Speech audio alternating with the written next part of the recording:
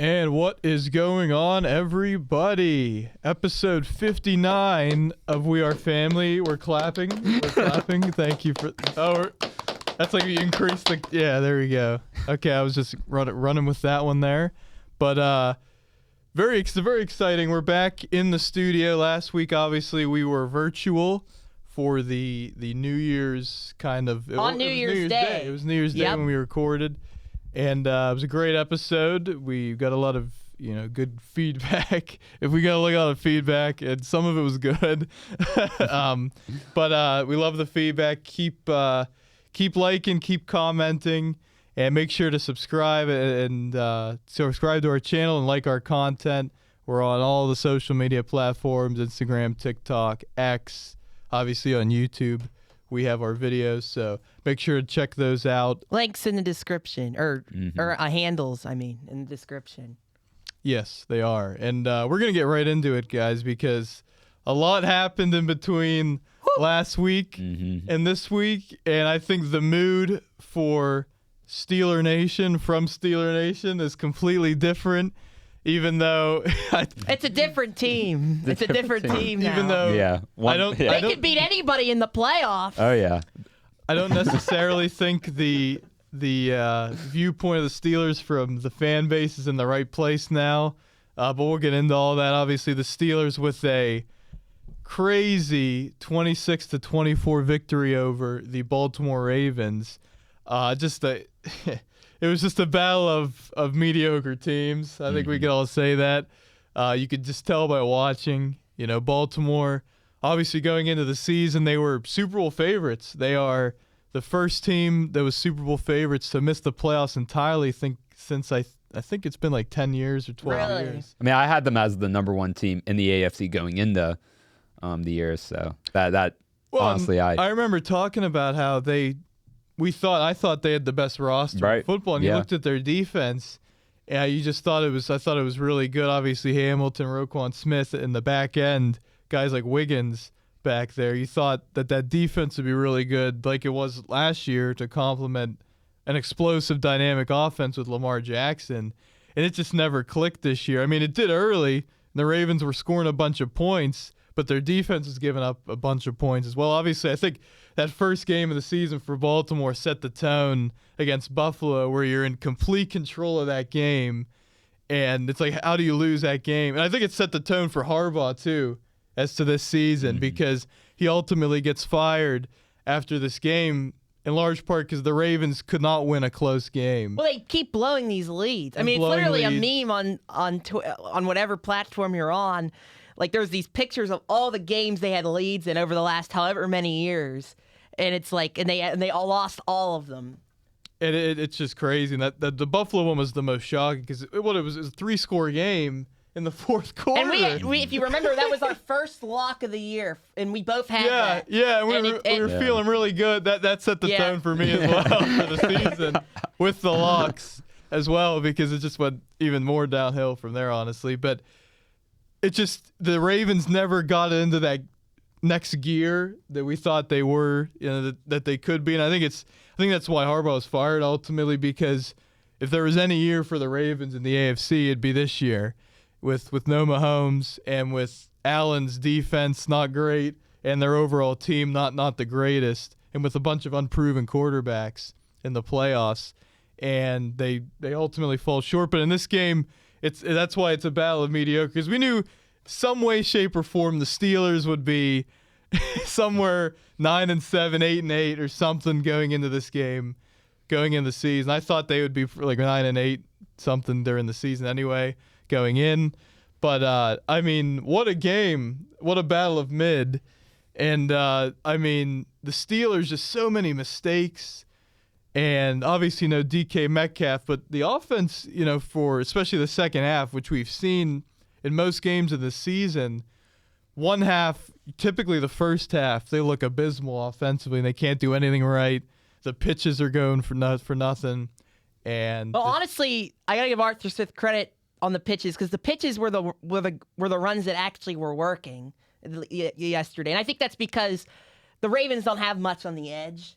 right? And they were able to take advantage of that. And also losing Kyle Hamilton, who was going to be all over the field. That's how it also worked. That changed the entire offense in the second half. Oh, that was huge. I was talking about the pitch specifically, but yeah, I think if Kyle Hamilton's in that game, I think the Ravens probably win. I mean, there's so many ways the Ravens could have won that game. So, but if continue, But yeah, so we didn't see it in the Cleveland game though. It was just 2 bad halves. It wasn't like the second half. They turned it on, but they really did in the second half. And I think a lot of that is due to Kyle Hamilton going out. I mean, it was apparent. I mean, right when he went out, the Steelers targeted the middle of the field, specifically with Freiermuth, but just these consistent plays, going to the middle of the field more. We saw that overall in this game.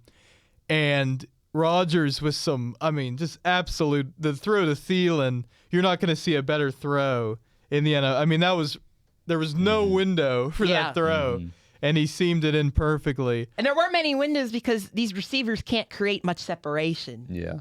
I mean, I remember in the first half we had a 3 and out, and it was 3 passes, and they weren't bad throws. They just weren't. The guys couldn't get open. Like he put them in the spots where only that guy could get it, but they couldn't get to it. They just because they were completely blanketed. And yeah, I didn't love the offensive game plan. Obviously, I didn't like it in Cleveland. I didn't love it even that much in Baltimore against Baltimore, because my thinking is you don't have DK Metcalf. You obviously struggled against Cleveland without DK Metcalf. I know we like Cleveland's defense, but you struggled passing the ball against Cleveland's defense. And we know Baltimore's not great up front, but they still have a lot of good guys in the secondary, like Kyle Hamilton, Marlon Humphrey getting up there in age, but still a good corner. Nate Wiggins is pretty good. Yeah. So, you should be you want to be careful throwing the ball downfield with the receivers that you have. And I thought this is the game you run the ball down their throat and dominate the line of scrimmage. And I'm looking at halftime, and Aaron has 25 passes. I'm like, he's going to end up with 50 passes. How is that the game plan going in? And I think from Mike Tomlin's perspective, this is why we brought Aaron Rodgers in here. I know we don't have DK Metcalf, but we are putting the game in his hands. And it ultimately worked out for them. But going forward, against this Texans defense, you need to have a more balanced offense, especially when the running backs are the strength of your team. Now, they do a lot of these short passes to the backs that are kind of like runs, but you need, especially if you want to get DK Metcalf involved against those Texans corners. I know I'm jumping ahead here, but you got to get the run game going. You got to because Jaylen Warren, once again, I think he had 14 carries for 66 yards. So, they were running the ball pretty well when they ran it. It just wasn't a lot of the time. I think they had 4 carries total combined, Gainwell and Warren, in the first half. So I'd like to see them get the run game going, but I do understand that this is Aaron's offense and Aaron's team. So it's an interesting dilemma. Yeah, this game, it's kind of weird because, you're kind of... I get the hype because of the way it ended and how good of a game was, but at the end of the day, it was a field goal away from everything completely changing, and I just can't completely flip, the Steelers, they're just going to run away in the playoffs, they have home field advantage, all this stuff, because if he would have made the kick, the whole narrative would have been, fire Tomlin, fire Arthur Smith, all this stuff, so I can't drastically change my opinion based off this game. Obviously, I'm happy. It was really cool, but it's just I am looking forward to the playoffs, but I'm not overly optimistic. Or this is a great matchup. Steelers are going to beat the Texans, stuff like that. But as for the game, it's just, to me, the Steelers can't wait till the second half, like you guys mentioned, to produce all this offense. And it's been a problem even during the Big Ben days. I remember them playing against a bad Browns team, and they didn't do anything in the first quarter. It was a bunch of 3 and outs, and all of a sudden they finally run away with it. But against a team like the Texans, you have to start early. And I know they lost this one, but the Colts did a great job at doing that. They were constantly on the Texans' toes, and they put themselves in a good position. And I know the Texans benched their guys, but in the first half, all their starters were going, and it was still, so I think that the Steelers have to find a way to get the offense going early. Kind of like, I know they didn't sustain that offense, but similar to what they did to the Patriots, scoring early. I think that will work out. But to me, I just have to hold on to the optimism. But maybe that's a good thing because I'm the biggest jinx, I feel. And I had the Ravens winning that game going in, and obviously the Steelers won, and vice versa with the Browns. I thought the Steelers would win. You aren't the biggest jinx here. Don't worry. Oh, about yeah, that, but So, but yeah, no, it's crash out. To me, it was a fun game, but I can't be overly optimistic because it's a field goal away. It's literally a field goal away, like inches away from the narrative changing completely. More like a lot of feet because that kick wasn't anywhere near near that's close. true. I guess the angle on the TV looked closer, but like either way, it's just the narrative could be completely changed. I guarantee, like just one kick, and then everyone probably is calling for Tomlin's head. So it's just a whole different. Like I can't just pour my soul into this yet. So I agree with what you said. I do want to recognize what you said about how great of a football game this was. Yeah.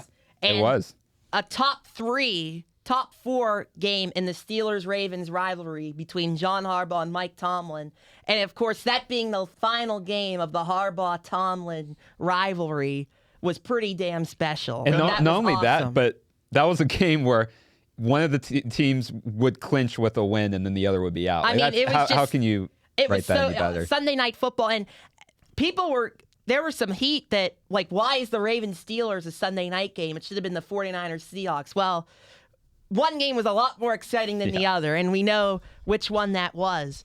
And I agree, both these teams are kind of in a state where, obviously, the Ravens have their quarterback. I think we like the Ravens coaching staff a little more, not a whole lot more. But both of these teams are in a state where they need change. And part of me thinks that with the Ravens firing John Harbaugh and the result of that game potentially causing that Tyler Loop missing that kick may end up helping the Ravens more so in the long term than the Steelers, because now it's less likely that Mike Tomlin is gone by next year. And obviously now the Ravens, with how they run their organization, I have a lot of respect for their owner for firing John Harbaugh, because I think the majority of people still think that, oh, you should have kept John Harbaugh. But after 18 years of the same coach and not the results he wanted, it's the same thing as the Steelers. Like, you have to move on. John Harbaugh's a great leader. Mike Tomlin's a great leader. But at some point, there needs to be a fresh voice, a different coaching staff, right? Just changing, some change within the coaching staff in the locker room in terms of, how you want the team to look on the field. The owner, he had the balls to do it. He had the balls to move on and say, look, and I think a big part of it was Lamar Jackson. I don't think after the game, he's like, they asked him, like, are you in favor of John Harbaugh coming back? Are you coming back? And he's like, I don't want to answer any of those questions right now. And that kind of tells you, like, just something was off there. But I think in the end, Tyler Loop missing that kick would help the Ravens. But right now is right now. And right now, the Steelers have their best chance to win a playoff game in, I don't know how many, since, 2020 against the Browns. Yeah. And it is a good Mike Tomlin spot in terms of that they're an underdog at home, right? It's a Monday night. But when we talk about the personnel on the field and the coaching staffs, like it heavily favors the Texans. But it is exciting because the Steelers aren't, an 8-point underdog on the road. So it gives you some hope, and I understand why Steeler fans have that hope. So it's exciting stuff. And you got to feel great for Aaron Rodgers. It just feels like even in his MVP years, like in those big moments, he came up just short. And a lot of the times it wasn't his fault. But this time it wouldn't have been his fault, right? It would have been at half, that pass interference and then going for it on the 1-yard line, doing a pitch where you had one blocker on the outside against 2 defenders. Just a terrible play call. When you should have got at least 3 points there. Boswell missing the extra point. The defense, Jalen Ramsey. Don't even get me started with Jalen Ramsey blowing coverages. It wouldn't have been his fault this time, but he got the break. He finally got that break, and he finally got at least one last opportunity to go into the playoffs. I just feel great for Aaron Rodgers. Yeah, I want to get to what you were saying kind of about the ebbs and flows of this game, because first play of the game for Baltimore at scrimmage, Derrick Henry gets to the outside and is gone. And I was at Buffalo Wild Wings with my friends. I was like, I'm just going to hang out. I don't care about this game. We'll have it on there. But we're all there, and we're like, okay, like, I was going in, I thought they would do a pretty good job. I just thought they would do a pretty good job containing Henry. And you see that first run, I'm like, oh, boy. You know, this felt like, if you remember the start of the Bills game, when James Cook had that long run, and it was just like, this could be a long game. Yeah. And that one was a long game.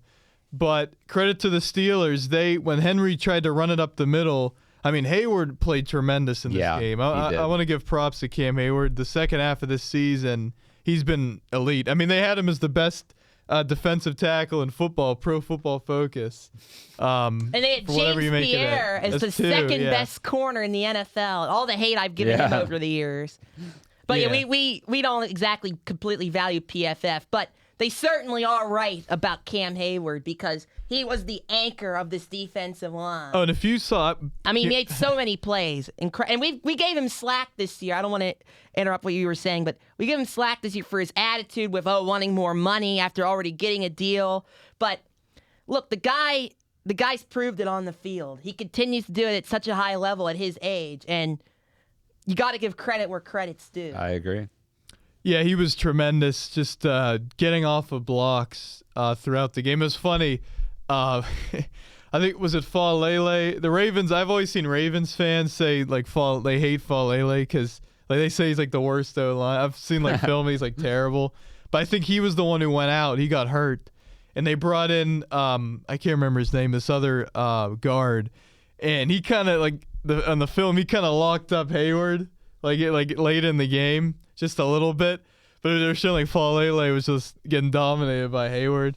It was just a great performance by Cam Hayward, but also Keanu Benton had a great game. If you saw it too, he was flying around, getting to it's with Derrick Henry. It's group tackling. It's everyone to the football to Henry. He's such a big guy.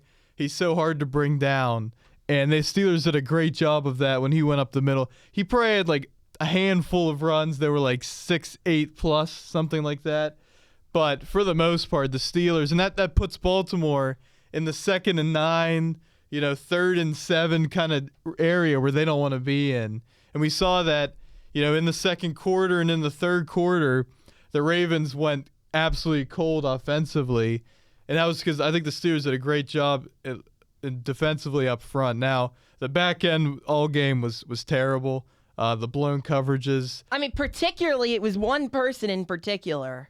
It was Jalen Ramsey. Well, Kyle Duggar on the one play when Flowers was wide open. 3 guys went to, I don't even know who that was, and Flowers was wide open on the one side. But it was more so the safety position, at least you could say, than it was the corners. I mean, Lamar only threw the ball 18 times. And the first touchdown was Jalen Ramsey. They set an all-out blitz, and Jalen Ramsey got torched by that one random Walker. I don't even know what his name was. Yeah. And then the other one was a zone coverage. They did a fake pitch. That was to go up 24-20. Jalen Ramsey completely bit on that.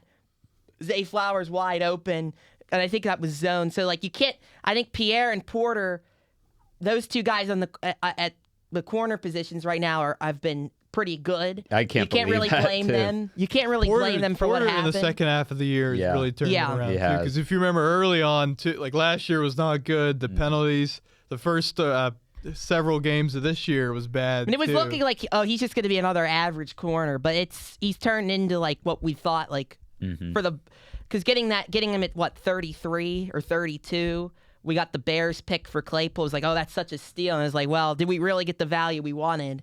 And the second half of the season, it has been. And not only that, but both Porter and Pierre, they both lead they both are top 2 on the team in pass deflections, which I know that's not a stat you can really use to see which cornerback is better, but still, I mean, it just shows you that they're being productive on the field for the first time in their career, really, in my opinion.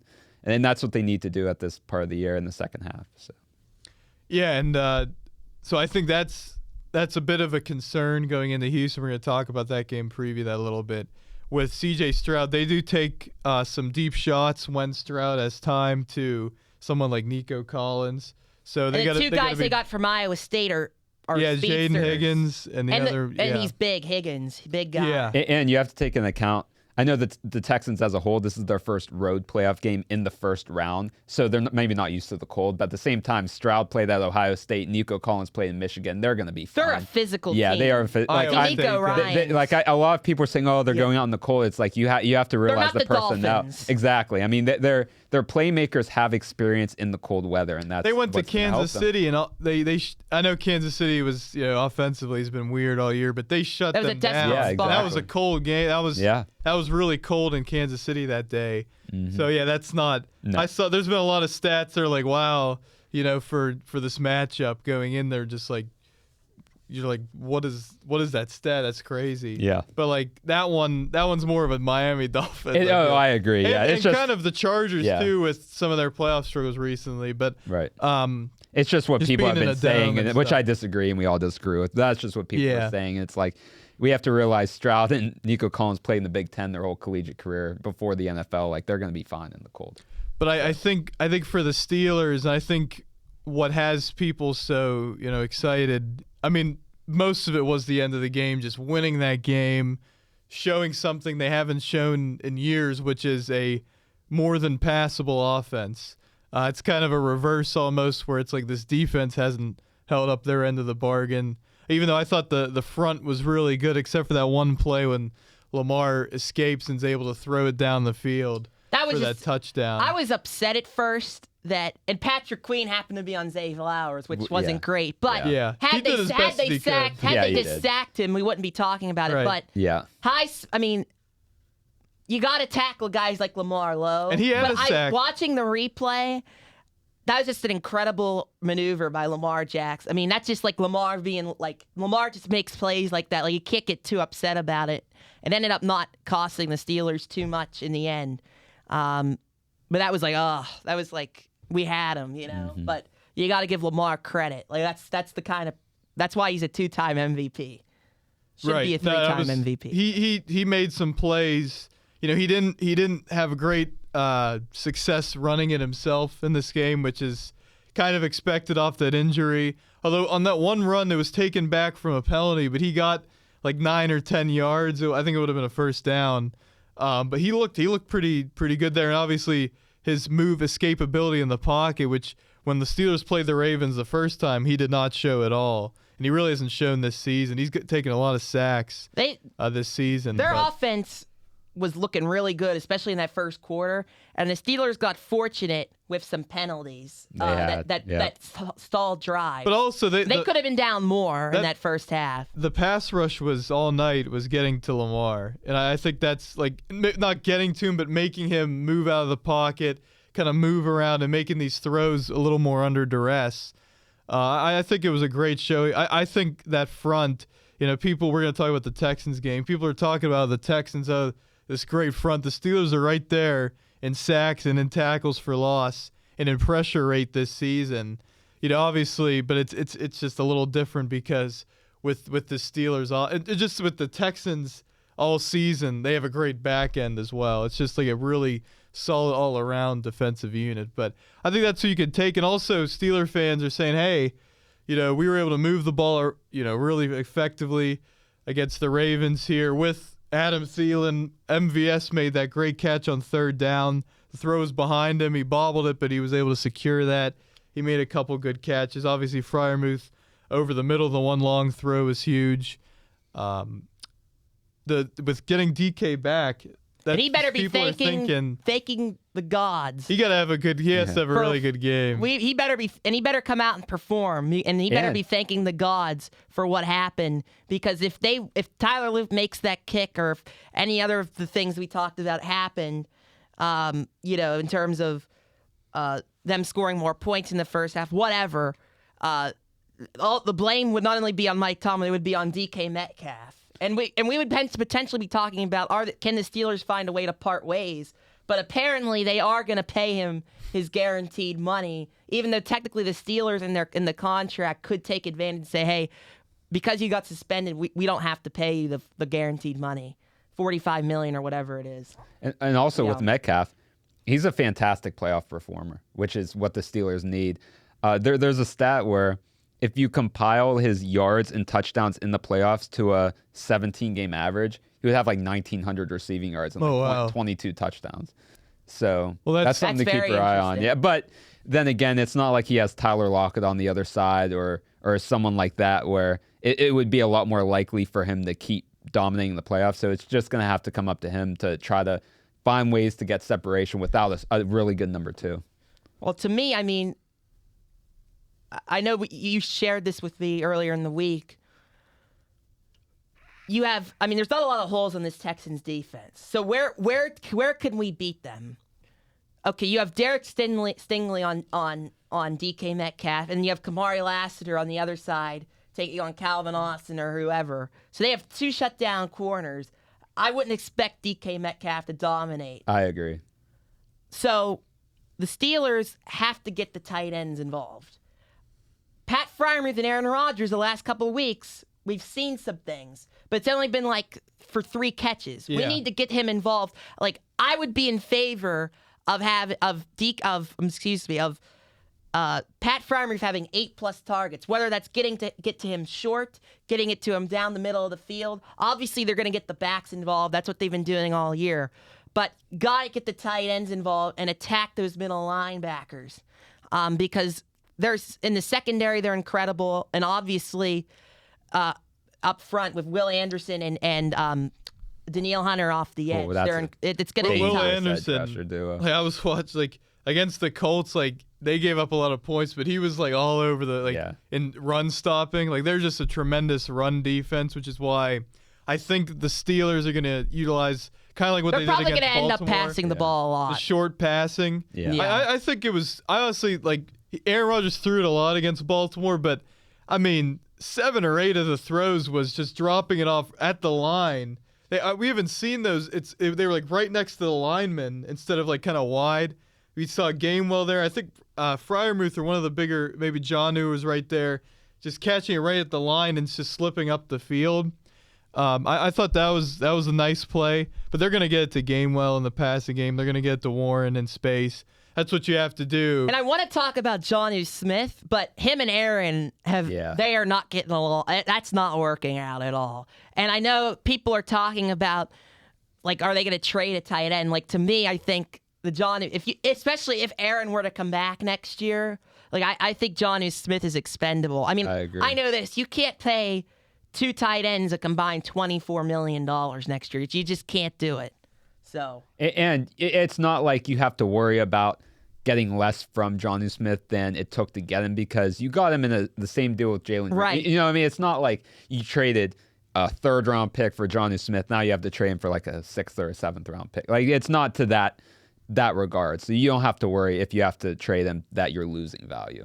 So yeah, it really hasn't worked out. I thought going into the season, I knew there was a lot of tight ends and everything, but I was Jonnu Smith just had 900, 800 yards, receiving last season. But that was in a Mike McDaniel creative offense. Right. Well, but he had success, in Atlanta too with Arthur Smith, and you were I remember watching at the end of the season last year, and he had some huge games offensively, over 100 yards, and he has what does he have 280 yards this whole season, Maybe. Receiving. Yeah, it's been incredibly disappointing, but yeah, I think. I just want to make one more point on the Ravens because, I thought they were the losing coach was going to be, especially if the Ravens lost, was going to be fired. And I think it kind of shows why the Ravens, even though they lost and they're eliminated, are still a better run franchise than the Steelers because I just still don't see Rooney making that kind of move on Tomlin if the roles It'll reversed. only be on Tomlin's terms, which people are saying is in the realm of possibility that he could leave this year. But the more that they win, if they win this, somehow beat the Texans, then he's definitely coming back next year. But still, even if he left on his terms, it doesn't give you any confidence in ownership at all. It doesn't raise that. I agree. You need a shrewd guy like the Baltimore owner saying, we need, this Ravens team, you watch them. Like, I don't know if you guys saw it. Roquan Smith in this game was horrible. I don't know if you guys saw it. He missed so many tackles on Jalen Warren. Patrick Queen's rubbing off on him. No, but he used to it was just like you watch the tape. Like we saw Warren get a bunch of yards after the catch. Kenneth Gainwell on the one play when Frazier is blocking Roquan. Frazier was just pushing him. Yeah, pushing him around. Blocked Smith like into the out of bounds. Like Gainwell breaking a tackle in open space and getting a bunch of yards, which set up the score. This just is not the Ravens defense that we're used to seeing. It just isn't at all. It was really pathetic all season. And in this game, the Steelers really, when they started getting into a rhythm, got whatever they wanted. And when they got a 3-and-out, or when they had to punt for a third down stop, it was because these receivers just the situation with what the Steelers have a receiver. It wasn't, oh, what a play by Marlon Humphrey. Oh my goodness! Now Thielen made that great catch over him that you can't do nothing about that. But he's just not a good player anymore. He's getting old. And he was on Twitter. He's like, I'm back on Twitter. Like, after the game, he was like, I'm back on Twitter. What did I miss? And he was like, you missed this tackle. And so I was like, you missed this tackle. And this tackle. Like, it was like so like he just always is talking, and he's really never been great to me. Yeah. Like the Steelers have always he was an all-pro at one point. Against the Steelers, like he's always not been very good. I don't know. And stuff like that, like just everything you guys mentioned about how the Ravens lose, it makes me even more mad that so many people are threatening that kicker.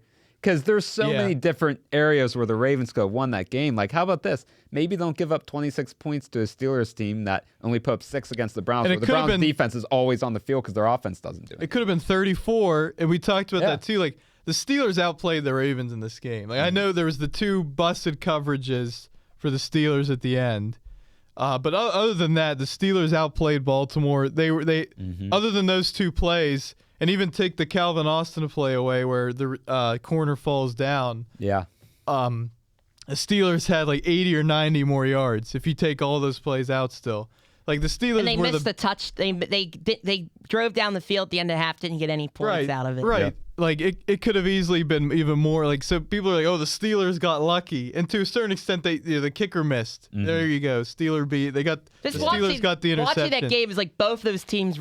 I was like, neither of these teams are very good. Like they don't deserve to be in the playoffs. But who else would you put? But yeah, in the AFC, who else are you putting in? Right, there's 7 teams. But I think people are thinking, let's move to the Texans game here a little more because what people are getting a little optimistic about here is the AFC. It's not that daunting. Now I think Jacksonville's really good. I really do. I think obviously Denver has a great defense. Houston has a tremendous defense. You look at what the Patriots have done all season. You know what Josh Allen's capable of. But it's an open AFC. I mean, if any of these teams, other than maybe the Steelers and probably the Chargers too, if they represented the AFC in the Super Bowl, you wouldn't be surprised. Yeah. By any of these teams.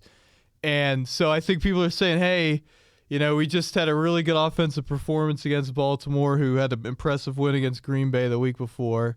We're getting DK Metcalf back. We saw this defensive front. Highsmith's been playing really good the last month. You get Watt back. Before the game, he was locked in. If you saw that picture. Yeah, he was. That's so funny. He's just I didn't you don't want to mess with him. I did not see this. He was just like, it was like at 1 o'clock in the afternoon. Yeah. He's sitting there. It's like, oh boy. Yeah. He gets the interception. But I think you're starting to see some things maybe go the Steelers' way. And it's like, hey, if you were somehow to beat Houston, are the Broncos like well, the who knows if we'd team? play the Broncos? I mean, there's a bunch of different. We don't know who will play. Like, we'll get into all the games. Like, there's except for the Rams, Panthers, and maybe 49ers, Eagles. 49, yeah, that just seems I don't like all those games to me are up in the air. I mean, I feel pretty confident the Texans will beat the Steelers, but I see a world where if the Steelers could force a couple C.J. Stroud mistakes and are able to really dominate their offensive line and just do enough on offense like that, there's a path to victory.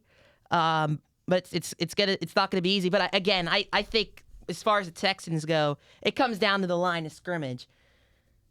The Texans, it's going to be about which offensive line holds up better. I agree. The Texans offensive line we know is not that's their weakness, right? So the Steelers defensive front has to dominate them.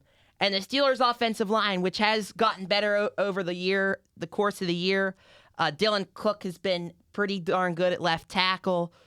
But this is probably the best front they're going to see. So, like, have they improved enough where they can protect Aaron Rodgers enough to throw the ball downfield?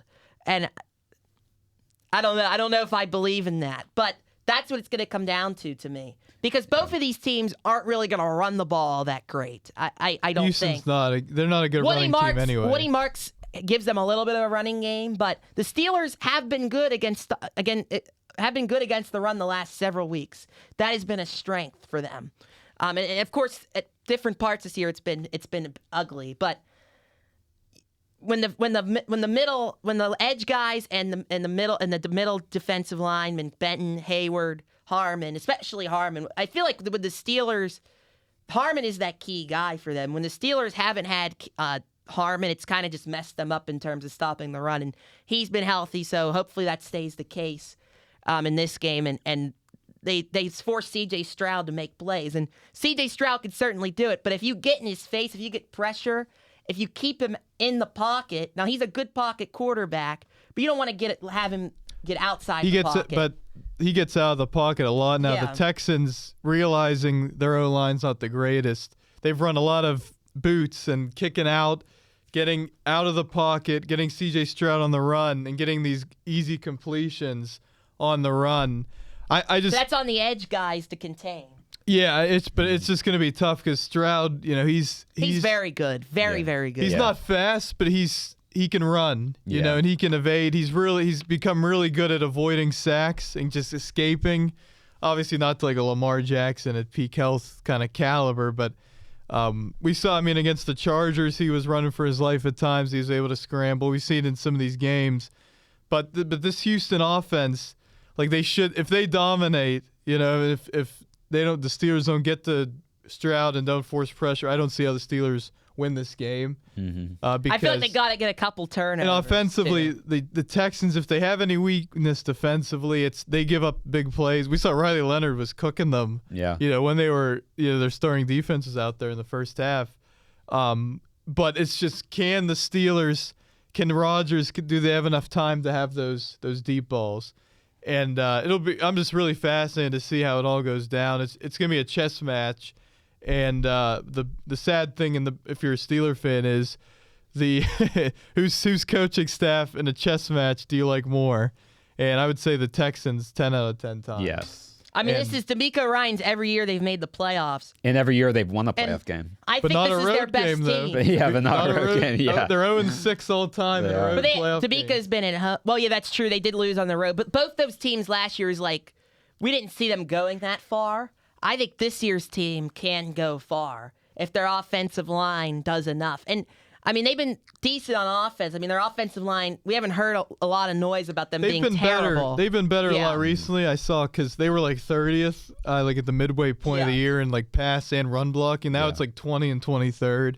Which you take compared to the all. When you have that defense and that quarterback, right? Like, you don't have to have an excellent offensive line, as long as they're just good enough. Yeah, and I hate whenever people are like making the comparisons with like, oh, maybe Bryce Young is actually better than C.J. Stroud. It's like, you don't watch football. Yeah, exactly. Don't look at people look at the stats. I'll see like a bunch of these mock drafts and like, oh, the Panthers, they would easily take Bryce Young number one, no question. And then people are like, oh, because they'll see Bryce Young have one really good game every once in a while. I think the jury's out on Bryce Young as a franchise guy now. I think I agree. Especially we'll see. He's a starter, but he's not a guy that can take you anywhere. But he can start games. But my point is, like, people need to realize there's more than just the stats that show how good a quarterback is. I still think C.J. Stroud is one of the top quarterback talents, and I think that he could do very well in the playoffs. He's shown he can win a playoff game every year. Yes, I know. He's always been on a team that's won the division, so it's not like an away playoff game. But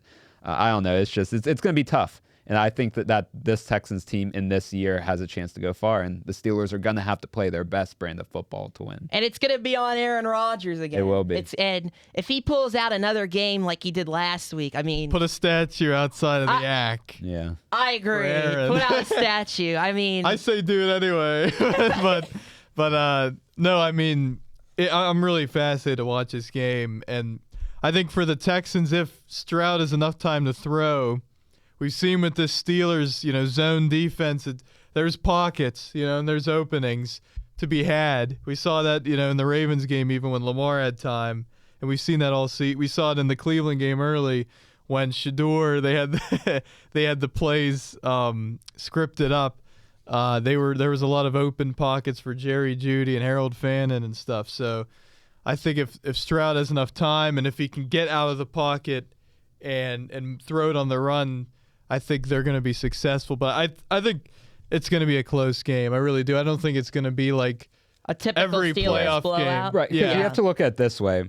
The playoff scenarios for the Steelers since that Jaguars game, they've either had like a really good regular season record, probably thought it was going to be a cakewalk in the first round, probably looking past their opponent, the Browns, and then losing an embarrassing game like the Jaguars and the Browns. Or it's been where the Steelers barely sneak in and they have to place like play one of the top teams. And the only game that was relatively close was that Buffalo game. And yet they were still down, 21-0 in the first quarter, right? Or whatever. I don't think it was that bad, but it was still a game where you knew coming in the Steelers had no chance. Yeah. At least this is a year where the Steelers haven't been overly dominant in the regular season, so they're not looking past anyone.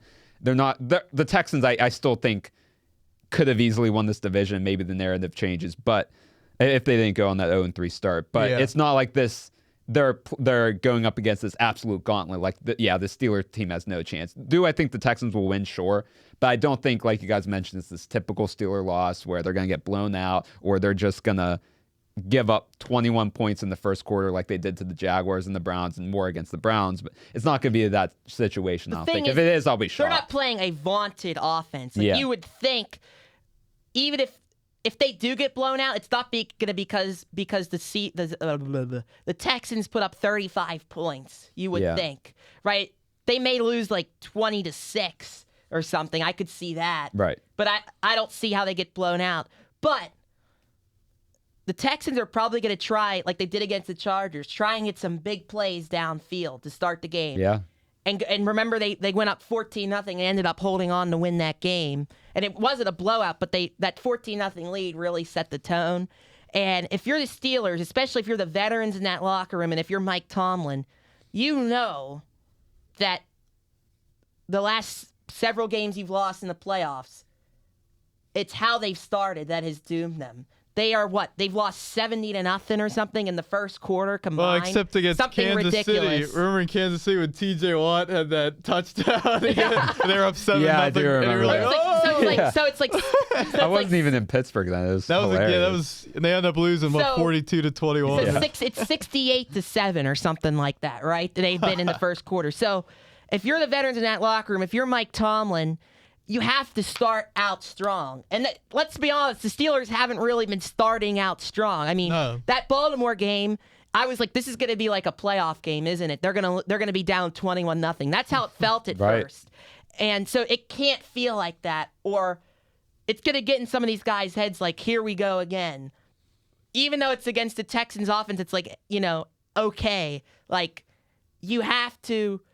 Or maybe not. It's not like a Josh Allen, right, that they've played, or Mahomes in the playoffs. I do have a lot of respect for their offense. I'm not saying that, but if you get down early, if you come out sluggish, that's going to set the tone. Because believe me, all of those guys in that locker room, especially the veterans, they know about this not starting off strong in the first quarter of a playoff game. They know about it, and I guarantee Tomlin, he may not say it, but he's gonna make it known. We have to start out strong, and we have to be more physical than them.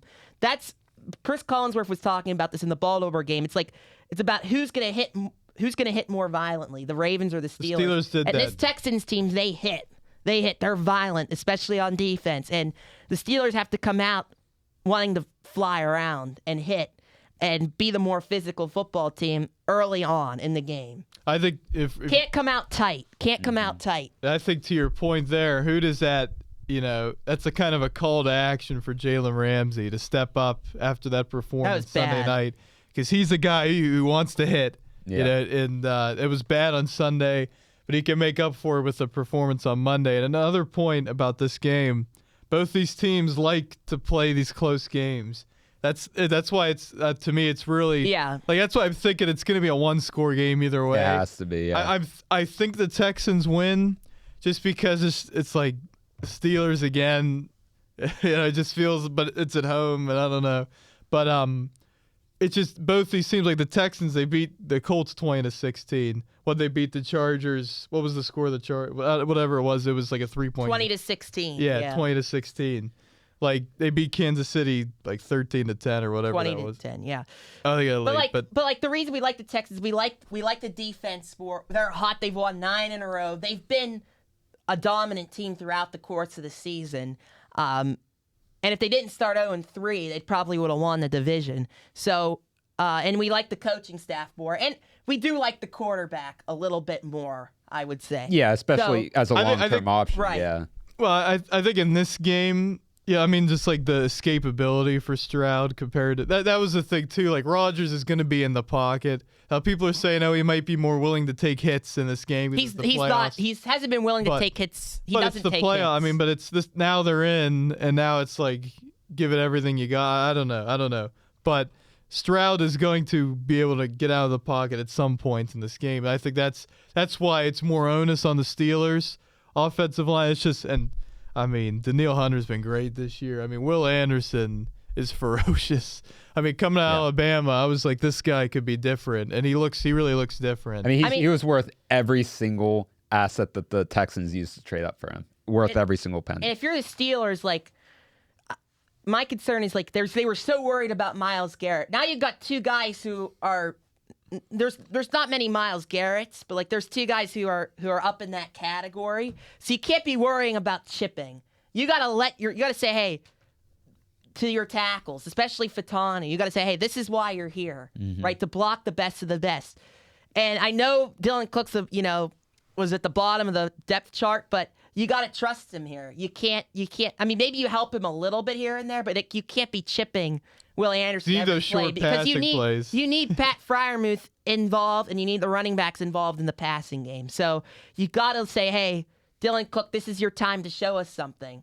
I mean, what have the Steelers got to lose, right? I mean, they really don't have much to lose. I mean, no one really expects them to win nationally. But there is pressure. There is pressure, but at the same time, it's like you have to put all your cards on the table. You can't be playing it safe. Well, I think that's why. I mean, there is the pressure. The pressure means you need to go all in, right? And play like this game really means. It means something like we're really pissed off at this playoff losing streak, right? And we want to change this.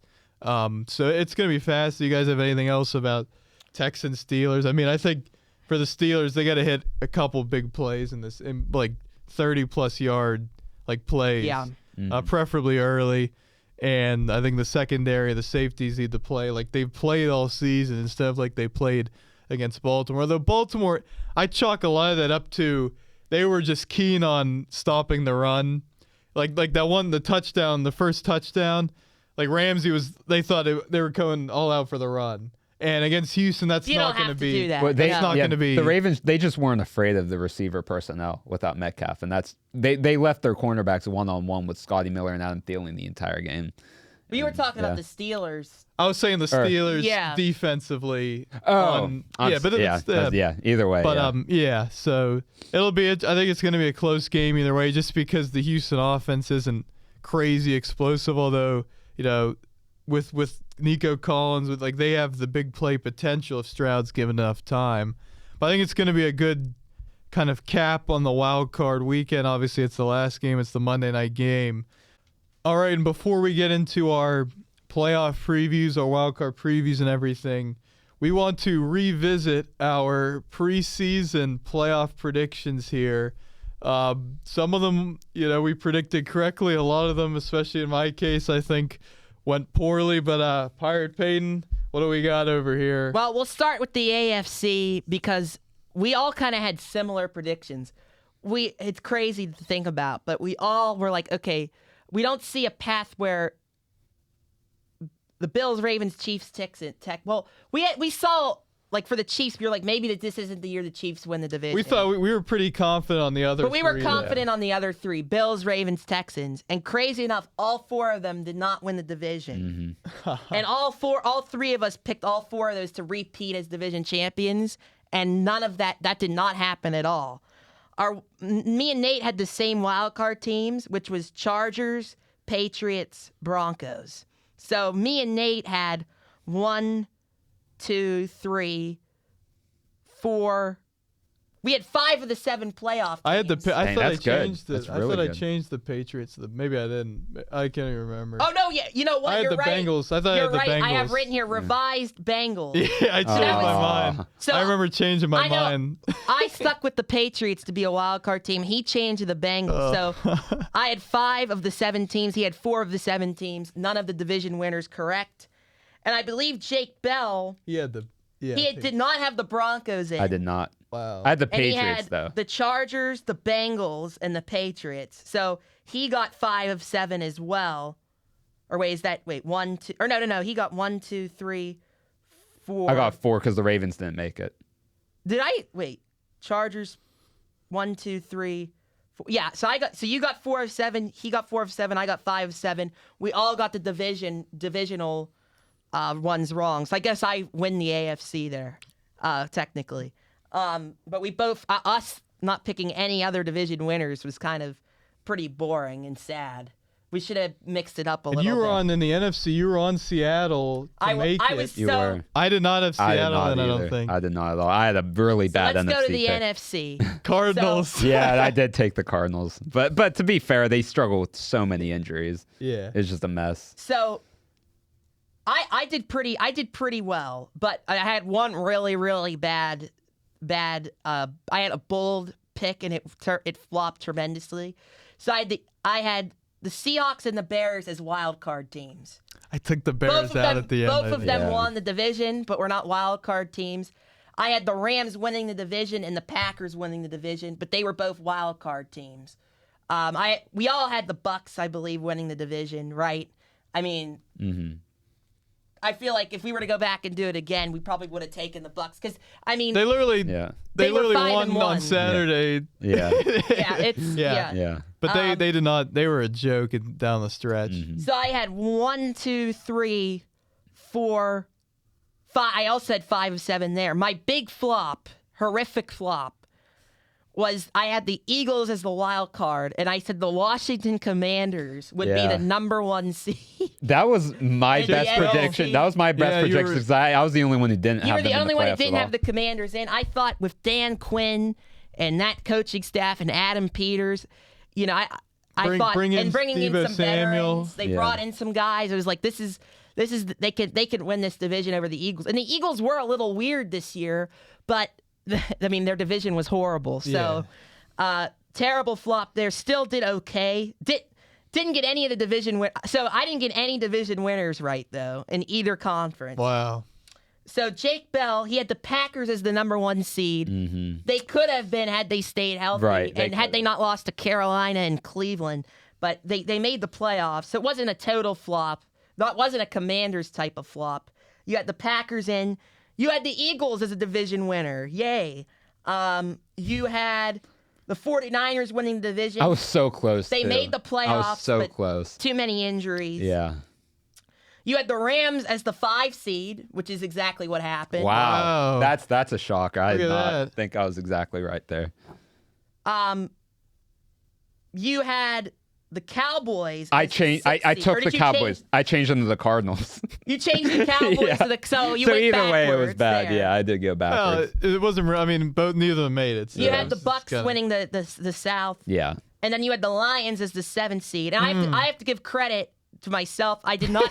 Yeah. I kept the Lions Yeah. out We of the both had a playoffs. sing thinking with the Lions that they would fall off a little bit. Lions I out of didn't the say as playoffs. much, but Right. If they. But I also kept but I also put the I also kept the 49ers out of the playoffs too. Just because I was so high on the Commanders. so how many playoff teams did I end up getting right? You got 4 in the AFC. I got 5 and 5 in each conference. You got 1, 2, Packers, Eagles, 49ers, Rams. That that was it. Yeah. Okay. So I got 8 total. So 4 and 4. Nathan. We both had the Commanders winning the division. I had the Commanders win the division. Well, I have Commanders. Yeah, I think you did. Oh my goodness. I think you did. You had the Lions winning the division. How did I not have? You had the Bucks winning the division, and you had the Rams winning the division. I was afraid. Well, at least you had the Rams making the playoffs. So you had Rams. Did I have the Niners in too or no? You had Rams. You had Eagles, Cardinals, Vikings. You also took the Cardinals with me. Wow. Oh, yeah. I do remember the Vikings. Yeah, that's right. So you got 1, 2, 2 of 7 there in the NFC. I took a lot of swings. Sometimes I mean, I was trying to tell you about the Vikings. This was a year that you could have been right with swings. They almost made. They literally were a half game out of making it. Yeah, but they were out of it. The Packers. Yeah, but the Packers fumbled they their were way in in. it, though. Yeah, but they stumbled their. But you have to think But you can't compare. Like the Packers would have been making big much swings better. this year actually would have been good, like we all did, because the AFC Jaguars being like, who thought the Jaguars won 13 games? Like, it was a year of big. There's swings. always like 2 new ones in each conference. My thinking, like with Detroit, if they don't lose both their starting corners, like their whole secondary and their offensive line, like we saw that against the, like they were such a talented team, they just lost so many close games. Mm-hmm. Like they could have easily made it. They would have made it if they beat the Steelers. Yeah. Which is crazy to think about. So all of us did horrible in terms of picking division winners. How did I have the? I thought I changed like that. the NFC. I was the. Well, you had them both in, but look, I have written down Commanders then Eagles, so I assume you had. For the NFC, like I think that was my best in terms of division winners because I was so close on a bunch of So Nate and I were both. We didn't get any. We didn't get crazy. one division winner right. Isn't that crazy? That's hard to believe. Yeah. But so I had the most playoff teams in. I had 10. So in that case, I guess I won. But Jake Bell was the only one who had 2 division winners in the Eagles and the or no, he only had 1 division winner. Yeah, I did, but I came close. But I was close to the other 3. Yeah, so, like the other 3, I came close. That's crazy. Yeah, that we collectively. I'm taking the victory here with the most playoff teams. 10 we could do this like later, like separately do like a point system, like 2 for getting the correct. Either you pick them to be the division, or you pick them as a wildcard team. Like that would count as being like. I don't 2. think we need to do that. And then 1 if it's a. and then 1 if you got a playoff team correct, but not the division or the area, and then 0 for not, like something like that. I just wanted to go over that because we have to stay accountable. We're cutting that segment out. We have to stay accountable here on the We Are Family. I've been way too accountable. I owned up to my Cardinals pick. You gotta do the same. Cardinals. I've been taking it on the chin all year in these NFL. We're cutting this. No, I'm kidding. I just got my. We could get into these playoff matchups. We already talked about the Texans and the Steelers. We can get into. Yeah, let's get into these matchups. matchups. Oh man, now we're revisiting that. I'm like, geez, man. Like I was just, man, bro. If JJ McCarthy was healthy all season. If 9 was healthy. No, dude. Like if he was healthy, like they would have won another. Like they would. Don't reason yourself with the Minnesota Vikings right now. All right, let's not talk about Minnesota right now. But hey, they were getting after at the end of the year. Little JJ. Congrats to them. But let's go through these. Let's start off with Rams Panthers. Is there any scenario the Panthers win? I guess it would have to be what happened in the first game. No. Which is turnovers by Stafford. Mm-hmm. Stafford, he likes to play with his food against these teams that aren't as good. You know. I mean, Carolina, he did. Atlanta. I think who'd they play? The Titans. They were messing around. Yeah. The Ravens when they had Cardinals Cooper Rush starting. The Cardinals. It was the Cardinals last week. Yeah. For a while. I've been high on this rant. They've been one of my favorite teams all year, but. This is going to be my theme for predictions is as far as like Super Bowl predictions is like, to me, this is a year where there aren't many dominant offenses outside of the Rams, and there are more dominant defenses. So this is the year to me that defense wins championships, and the teams with momentum at the end of the season are going to have the most success. And what concerns me about this Rams team, after that Seahawks collapse, where they would have set themselves up to be the number 1 seed, they haven't really been playing good football. Now, I know they've had Devontae Adams out. They've still been putting up points, but defensively, they just haven't been that good. I don't like their momentum here at the end of the season. I still think that they'll probably win multiple playoff games, but I'm a little concerned about the Rams. I think they're a little Matthew Stafford dependent. Now, he is, in my opinion, the MVP of the league, so that's a good thing. But and we were talking about before, but unless something crazy happens, which it won't because the regular season's done, he should have his first All-Pro of his career, which would be awesome. I was shocked. He only has 3 Pro Bowls. He's been disrespected. The Pro Bowl his entire system. career. I mean, Russell Wilson was a Pro Bowler last year. Tyler Huntley was a Pro Bowler 2 years ago. We need to, if we're looking at we should not be looking at Pro Bowls for Hall of Fame pedigree. It should be All Pros, Super Bowls for quarterbacks, and just longevity. The Pro Bowl's the most unserious thing in sports. Yeah, actually, it is a complete joke. Yeah. I mean, I don't know if I've ever watched that. Yeah, the actual games. I've never. And I don't know who select the NFL. Like baseball is sets a standard with All-Star and with Hall of Fame. And NFL, I just feel like they're just more worried about the now. That's kind of what has made them successful. They're the biggest sport now anyway by far. But it just doesn't feel like they put much into the Pro Bowl and stuff stuff like that. But I mean, Bryce Young, I just there's a ceiling on the Panthers offense, even with Ted McMillan, who's really good, Xavier Legette, who's solid. They got 2 good backs, Dowdle and Chuba Hubbard, but Bryce Young is just he couldn't this Bucs defense is horrendous. And they just, for large stretches of that game, couldn't do anything. It was a hurricane, and Bryce Young in a hurricane, his arm strength could not hold up. Yeah, but I mean, so many games. They couldn't run the ball either, which was surprising. Yeah. I mean, that Rams, the first time these 2 teams played, the Rams offense could do whatever they wanted. They just happened to throw 2 interceptions, one of them being a pick 6, which changed the game. Now, you have to give the Carolina offense credit for doing a lot in that game, and I think they could. I mean, this Rams defense has not been that inspiring to me lately. It's a big number. I did hear that teams who are under 500 in the playoffs have actually done well against the spread. Yeah. So I think if they could keep up offensively, they could keep this interesting. I mean, look at beast mode against the Saints the one year. That Seahawks team won the division with the losing record. I was looking back. How about Taylor Heineke keeping it close with Tom Brady in 2020? What a time that was! Holy. Command, they won the division that year. That's right. I don't know if they were under 500. They were 7-9 because the Giants could have made the playoffs as a 6-10 team that year if the Eagles would have beat Washington. And the Washington would have been 6-10. Imagine that. Imagine the 6. What were the Cowboys? What was that year for them? Was that a Cooper Rush year? Yeah. And the funny thing was, all the Giants fans complained about the Eagles because they took out Hurts to put in that Sudfeld guy or whatever at the end of the game, even though it was a close game.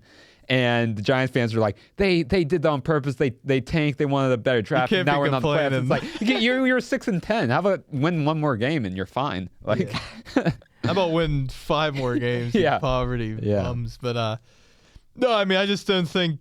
I mean, I think they probably do cover because that's just 10.5 is just crazy for a road team. But I could see the Rams putting up 40 points. Yeah, and I could see.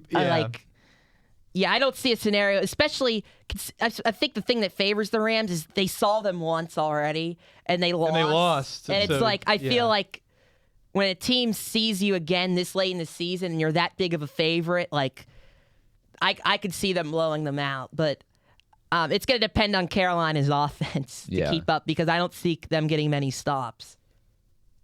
I don't think we should talk any. Let's move on. Let's move to Packers-Bears, the Saturday night game again, which we saw 2 weeks ago through Packers-Bears. I don't know what to make of this game, guys. I mean, I've been going back and forth. This is the way I'm I so look at it. excited for it though, because you remember the atmosphere in that game a couple of weeks ago. It's going to be cinema. Yeah. Well, I mean, look at like the Bears' trajectory, like going through the roof. Packers have been losing a lot of games. That's where it could decide. Well, and I talk about momentum. Mm-hmm. Well, the Bears have lost. The Packers have no momentum to speak of. However, the Bears are losing momentum. They did lose, but like at the end of the day, you look at the Pack. They had the injuries, and then they started losing a bunch of games, and they had the division in their hands at one point, and it was out of the water. You have to consider though. For pretty much both of those games. So the first time the Packers played them, Packers won. The Packers dominated about 3/4 of that game, and then I think the Packers were the better team for all of the second matchup. They were up 16-6. Except the last 5 minutes. And then the final 2 minutes with the touchdown, the onside kick, and then overtime. I mean, this is a Packers team that has looked better than the Bears in both of those games, I thought, and. Historically, the Packers just beat the Bears. I mean, that was like the Bears' first big win against the Packers in who knows how long this past. And I think the pressure is on the Bears. Like, I know they're a young team, and it's the first year of Ben Johnson, Caleb Williams. It's only going to get better. But Caleb Williams, at times this year it's been a little weird. Like, he has to put a full game together against a Packers defense that you would think, should be, not as good without Micah Parsons. But they shut them down for all that entire game a few weeks ago without Micah Parsons. The big key for Green Bay is going to be stopping the run because it's going to be cold. There's going to be gusty winds.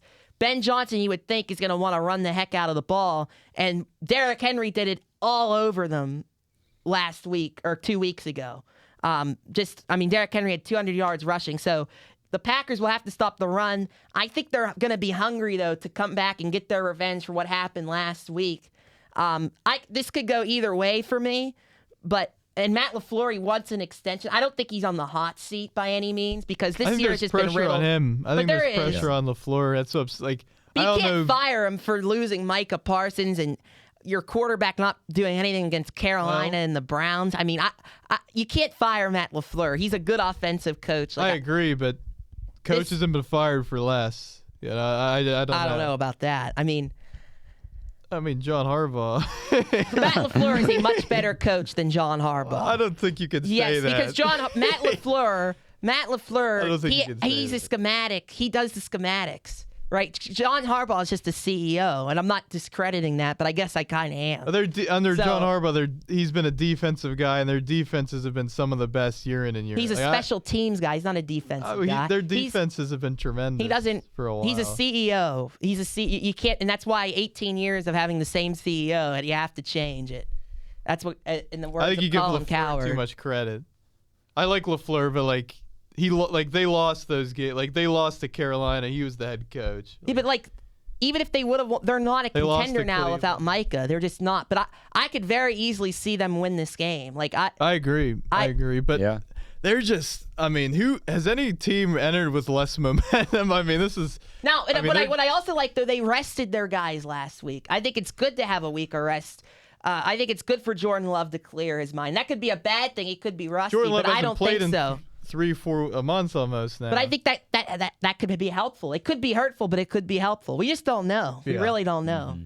I just I don't know. I just don't know what to make of this game at all. I could easily see it going either way, but and I feel like everything's telling me Green Bay, but Chicago, they have that momentum. They just have that feeling this year. And you look at the Packers, what makes me they could is because they have the more experienced head coach, the more experienced playoff quarterback. And you just look at the Bears franchise, it would be a Bears thing to lose in the first round. But I really think Ben Johnson has completely changed the culture of this Bears franchise as a whole. So I don't know. It's just a lot. And he, as a coordinator, he has experience in the playoffs. So not as a head coach, but still, he's been there. So I don't know. I have the Bears winning this one, but we'll see. Yeah, I think the Bears win just on I don't even know. I have no idea. I just think I don't know. I don't even know who wins. I don't know because Ben Johnson, we saw at the end of the first Green Bay game, they were right there and they made that dumb 4th down play. But they got the BS in the second game. I just don't know how much luck is left in the tank for the Bay. That's been a lot of luck. Yeah. And Jake Bell made a very interesting point, and it's a theme in a bunch of these games, which is quarterbacks with virtually no playoff experience against quarterbacks with playoff experience. That's a good Jordan Love. Historically, I mean, I think Jordan Love, with some time off, if he's hopefully 100% healthy, I think I trust him more in this spot than Caleb Williams. And I love what Caleb Williams has done this year, but I trust the more proven quarterback. The question is, what is this Packers defense? That's the big thing. Yeah. That's the big thing. Because I just like, how are they going to get a pass rush? Rashawn Gary's really good. Yeah, they got really good play, but it's just like without Micah Parsons, I don't know. And Caleb Williams is going to move around a lot. He's very comfortable throwing on the run. They're going to run the ball a lot. I don't know if they. I mean, Derrick Henry, just blew them out and Swift and Monangai run hard. I just don't know what to make of this game at all. I'm really excited to watch it though. But anything else on this game? Yeah, it's supposed to be really windy. The Windy City. And you'd think that would favor the Bears because they can run the ball better.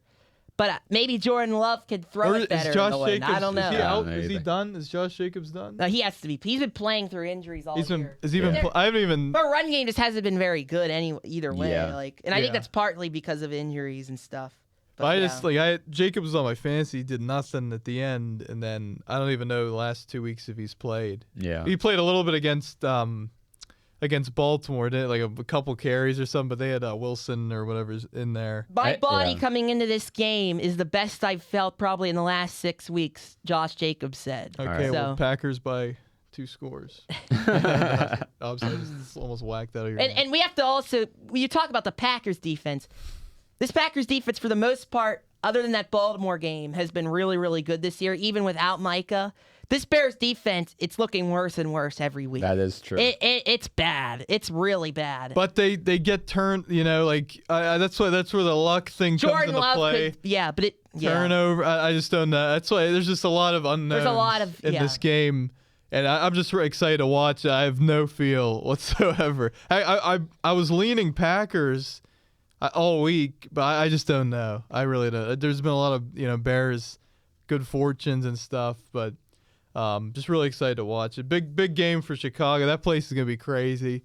They need a new stadium because boy oh boy, if you look at the ticket prices, there's no reason Chicago should have the smallest stadium in the NFL. Wow. Well, they're moving to Indiana. Well, is that confirmed? I think. Which I think is ridiculous. Gary, Indiana. Welcome to the Gary Bears. That was so fun. I was seeing the thing. I don't know what's going on with their stadium and everything. But let's move to Bills-Jaguars 1:00 game. I think that's disrespectful to Jacksonville. This is the game I'm most excited for. Yeah. This is a game this is the biggest game of the weekend. Solely because of the Bills. Josh Allen, Sean McDermott, you're going into the playoffs. There's no dominant team. Denver, the 1 seed, they've been tremendous all year. New England's had a great run. But, the Bills just beat New England, and the Broncos, I just, every week it's just like, I want to believe in them, but it's like, against the Chargers last year, they couldn't do anything against the Chargers backups offensively. I don't know, but you can't really take it from anything from Week 18. But what do we think of this game? Jacksonville's been blowing teams out every week. Their offense has been great. Trevor Lawrence has been a top 3 quarterback, at least, in football this season, especially in the back half, where he's probably been the best quarterback in football. They're running the ball well. They've got good receiver targets. It's the most improved defense in the NFL. And defensively, they get after it. And we talk about Josh Hines-Allen. You talk about Josh Allen versus Josh Hines-Allen. Wow, what a matchup. It used to be Josh Allen, then he had the Hines in there.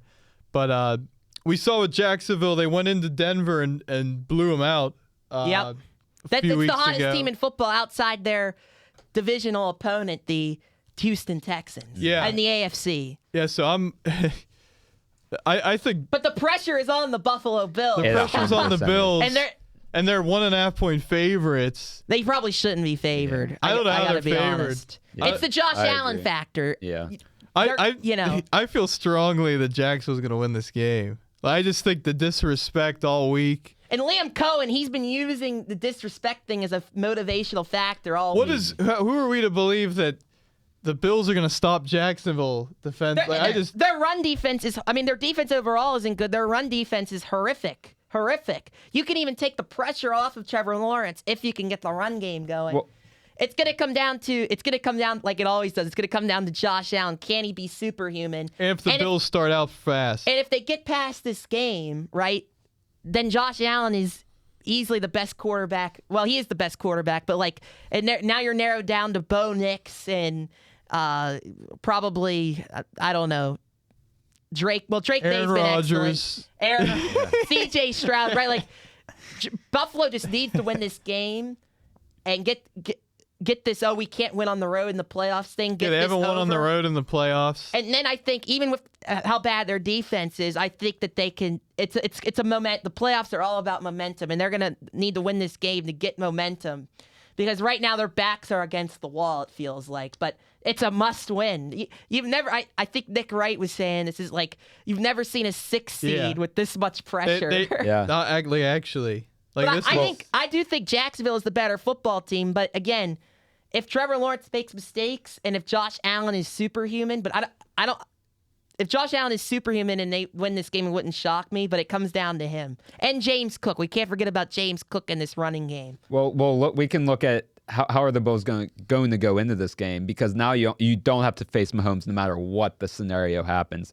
So are they going to feel like, take the foot off the gas a little bit because they don't have to worry, or are they going to come in with so much to play for, because now they can be. So I don't know, how are they going to come into this game, and I just don't know. Sean McDermott has the most to lose here because he could be gone. They better come out ready to play, or else McDermott's done. Yeah, that's you got to get your guys ready for for if any game. And I don't know if there's any quarterback that I trust, it's the one that had no one wanting him out of high school or really out of JUCO, and then he becomes the best quarterback. So he's always gonna have a chip on his shoulder. I think he's gonna play an incredible game. I still don't know who's gonna win. I'm not confident in this game at all. But it just feels like Jacksonville, they've been blowing out teams all season. Mm-hmm. Buffalo, they've had their hiccups. They played poorly against Cleveland for a while. Allen was banged up in that game though.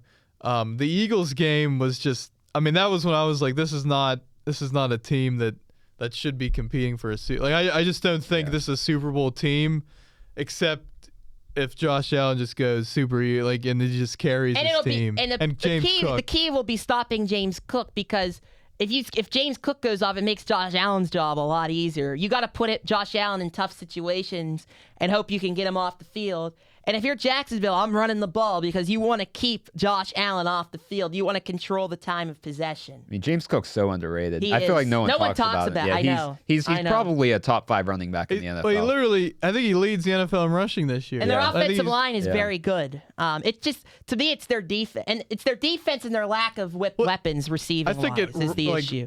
Rush block, blocking for the run, they're really good. But pass protection, Deion Dawkins, we love Deion Dawkins. They've been a little shaky on that left side. But yeah, I'm excited to watch this game too. I'm interested to see what the atmosphere is going to be like for a 1:00 in Jacksonville. There's going to be a lot of Bills fans. Yeah, a lot of Bills fans. And so I just don't. I just think favoring the Bills was bad for Buffalo. Yeah. In this game, because now Liam Cohen can use we're underdogs again. We have the better record. We just won our division. We're blowing teams out left and right, and they're coming in here favored. I think in McDermott, the Bills, they've kind of, especially on their defense, tensed up and tightened up in these road playoff games. Now, a lot of them are against Mahomes, where they've just been tight, and Mahomes, and they just have their number. But that'll be interesting. Do they tighten up? What if the Jaguars go up 14-0, 17-0? The Bills don't start out quickly. That's why Jags of the first half is probably a good bet, or first quarter, because they're 5-12 against the spread in the first half, the Bills this year. Yeah. So it's just going to be really fascinating to me. And can this Bills defense, can Joey Bosa make some plays on a third down? Can this defense get some stops? I mean, but Jacksonville, Liam Cohen, we saw how much him and Dave Canales helped out that Bucs offense the past couple of years, and now we see just the ingenuity with this offense under Liam Cohen. And going back to the motivational factor, he's definitely one of these guys who keeps telling his guys we're constantly disrespected, and the fact that they're underdogs is clearly an obvious bulletin board material for him to talk to his team about, to get them fired up for this game. I mean, they used the fact that Sean Payton said that they were a small market team. It wasn't an insult at all by Sean Payton if you look at the context of what was said, but he used that as motivation. So Liam Cohen is one of those guys. They're the definition of a small market team. Right, right. But hey, you got to, if it works for motivation. But yeah, I'm excited to watch that game obviously as well. I wish that was the primetime game though. Part of me, I think that would be cool. I think that's the Chargers Patriots. It should be flipped. I think the Chargers Patriots is a big game too. But I just think with what's at stake, I think this is the biggest game for what's at stake, and it's solely on the Bills side because you think if the Bills lose here, I think McDermott's gone. Oh yeah, yeah, they do. Well, I don't think he's a very great. I mean, his defenses every year are not that good. And he's a defensive coach. You got to have your side of the ball. Well, you can't be carried by a superhuman quarterback. Usually they're pretty good, but just against Mahomes, I don't know. I mean, Joe Burrow. Every time they play him, they run him. I mean, yeah. So moving on, 49ers. Yeah, Eagles. we got 49ers Eagles. Trent Williams and Ricky Pearsall did not practice on Wednesday. They have to play if they're going to have a chance at this game. I agree. Yeah, and Niners Kyle Shanahan, they were trying to pull out every stop just to win that game on Saturday night because they knew, if we don't get this 1 seed, we got no shot. And they really don't, but just because of so many injuries. But I still think Fred Warner is a huge difference maker. Nick Bosa is a huge difference maker. But this defense, bad. Is not good even. But the Eagles can be weird. I mean, their offense is very weird. Now, the thing is, Jalen Hurts is a different quarterback in the playoffs than he is in the regular season. And I mean that in a positive way, of course. So if Jalen Hurts steps up to his game, they're going to be fine.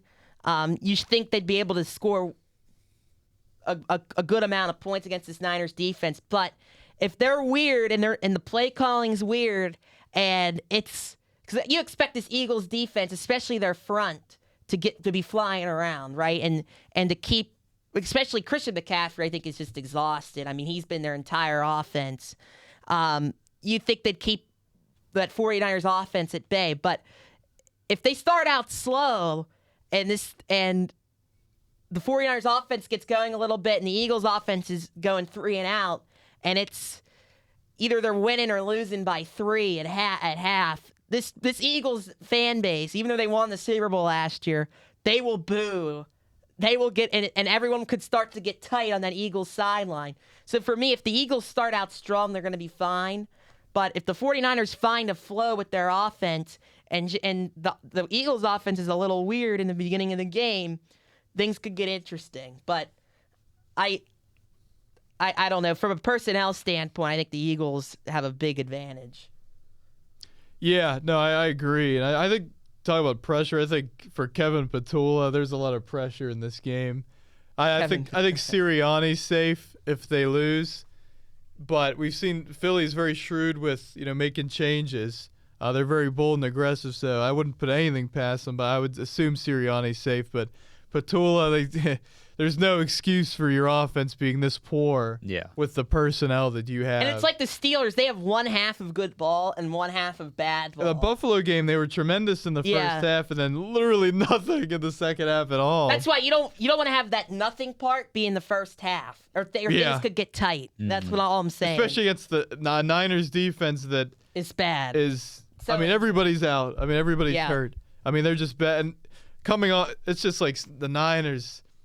You got to go on the road across the country to Philly after getting physically manhandled against Seattle. Seattle was hitting them hard. players were leaving the game. All year, I mean, we knew with San Francisco's schedule and their division, the fact that they had even a chance for the 1 seed was miraculous. I mean, they never really felt like a 1 seed to me with all their injuries. You have to give credit to Mac Jones for keeping this offense afloat and winning some big games. And then Brock Purdy coming back, he's been pretty. His first couple starts back were a little weird, but then he's really gotten into a flow here. You can't really blame Brock Purdy for Seattle. I mean, they just had everything boxed up. That defense, Mike McDonald, to me, is up there for Coach of the Year. So. Yeah, I honestly have not much more to add. I mean, it's. These games are still tough to predict, but with injuries and everything, it just makes it a lot more difficult. If the Niners win, man. Yeah, I mean, I'm rooting for them because that would be fun. I mean, I know you're not, but it'd be cool. It's interesting for you. This is like a hate watch for both teams. Yeah. Yeah, it is. I'm probably gonna be on the Eagles here to win this game to cover the spread. So I'm probably gonna pick the Eagles. Which means too. I'll be rooting for the Eagles, Yeah, I'll be rooting for them. I don't really care who wins this game. I don't have the only hate watch game for me is the Bills Jaguars. I want to see the Bills lose so badly and see little Sean McDermott fired. Little Sean McDermott. It sucks. He doesn't have a nickname you can use to make it sound littler. Yeah, you know what I mean? I know. Little I don't know. Mini Sean. McDermott. Maybe that's a good. I don't know. Wow, this is the disrespect today. This is incredible. All right, well that game is the middle of 3 Chargers Patriots. You look at the matchup. I know the Patriots have had a good defense all season, but the Bills carved them up in that second half. The Ravens with Tyler Huntley did a really nice job. They almost won that game against the Patriots. Patriots have played a lot of. They got a very easy schedule. I saw the easiest schedule in a long years. What do we make of this game? I haven't been critical of Herbert, but it's his performances in the playoffs have been But he's been so good this year. The first game he was great, in the first half against Jacksonville, and then it was just Brandon Staley Chargers. But last year was bad. Last year was really bad. This game it's different. I mean, the circumstances are much different in terms of beat up offensive lines, been dealing with a hand injury, and yet he's overcome all of that. Him and Jim Harbaugh have overcome all of that to make the playoffs. And a very tough division. Well, maybe not as tough as we would have thought, but I mean, the Chiefs were in it there for a while. I mean, they had to overcome a lot. And you have to give credit to this Chargers defense and Jesse Minter, who's probably going to get a head coaching job this cycle for keeping games close when Chargers offense has struggled. And it's obviously their offensive line is the biggest issue. But if you're the Chargers, I think this is a good matchup. I feel like people have been waiting to fade the Patriots. The Chargers defense, the Chargers defense is better than the Patriots defense. Again, this is another game like Packers-Bears. A quarterback, yes, he's playing like an MVP, and he could be the MVP of the league, but no playoff experience, right? No playoff experience. Against Justin Herbert, who's been there now, and it's time to get a win. You gotta have a good performance. Maybe if your team doesn't if the Chargers don't win, it's understand. But you gotta have a decent performance, especially if the O line holds up miraculously. And that's my point. That's where I was getting at. Is I think the Chargers defense can keep them in this game, and I also think even though the Chargers offensive line is horrible, the Patriots don't get pressure. Their front four is not their strength. They don't get a lot of pressure. So I think Justin Herbert will have enough time, and I think they'll be able to run the ball a little bit. I'm going to have some interesting picks. I'm just going to say that. Teams, all these wildcard teams won 11 or 12 games. It's not. This isn't where the division winner is so much better than the wildcard. It's not like team. that. And I was looking at this game 14-3 versus 11-6, but you have to factor in the Patriots' schedule. Plus the Chargers, the last game, if they play Denver at full strength, I might take the Chargers. I think, they've had a couple games that just really tight that haven't gone their way. Both of these 2 seeds in each conference, right? like they have Are a these year young away, it quarterbacks, feels like. right? And Nate and I were talking. They feel like they're a year away, still young rosters, first-year head that's not a coaches, bad thing second-year at all. quarterback. To be where they're at They're now. ahead of schedule. They're way they ahead are. of schedule. Right. It's a great place to be for these franchises. So it's not a bad thing at all. It's just like the Patriots. It's like I don't know. I don't trust their defense in a big spot, especially their pass rush. That's what I was saying. Like, right. Like that favors the Chargers offensive I'll line. just say I took the Chargers. Like I'm taking the Chargers to win this game. Like I just I've been like you're all blowing week. you're blowing it. I mean, we're gonna have a video here, but. Nobody We're gonna have watches shorts. my vid. Nobody wants to see my picks about anything. So, with all due respect to myself, but I just think Herbert. I think he's gonna have a good performance. And you look at Keenan Allen's there. You look at Aronde Gadsden at tight end now is stepping up. They have better weapons, arguably. Hampton is good. Yeah. I just think they're gonna have success. I think it's gonna be I think it's gonna be lower scoring. I think Drake May he's been tremendous. I just like these. I don't know, like Stephon Diggs. What is he? Where's his head? Yeah, he's out of control.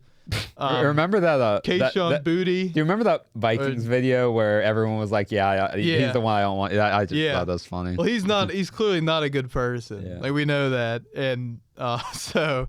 Do we trust Keyshawn Booty and I don't even know who else I mean, they're tight end. They have heavy Demario tight end. Douglas. They have. Yeah.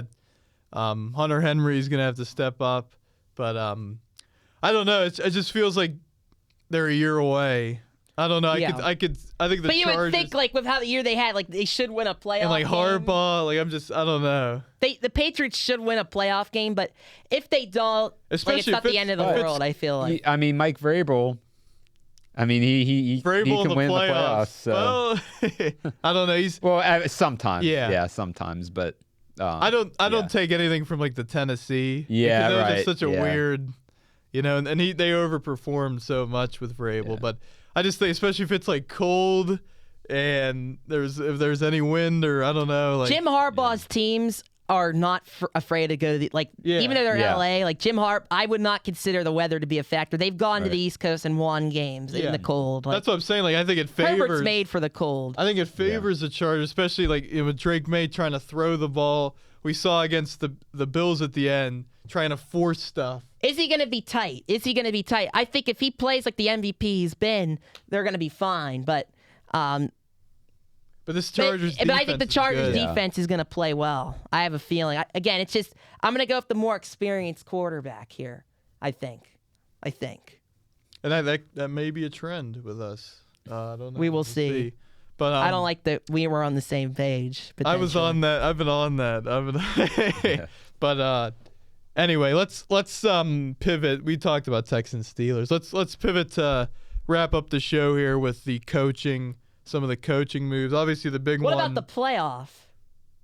We did the playoffs. We didn't talk about the college football playoff. Oh, yeah. Well, I was going to. Oh, yeah. Okay. Let's do that. Yeah. I'm sorry. I completely forgot. Just real quick, because we didn't really touch it last week because the games were going on.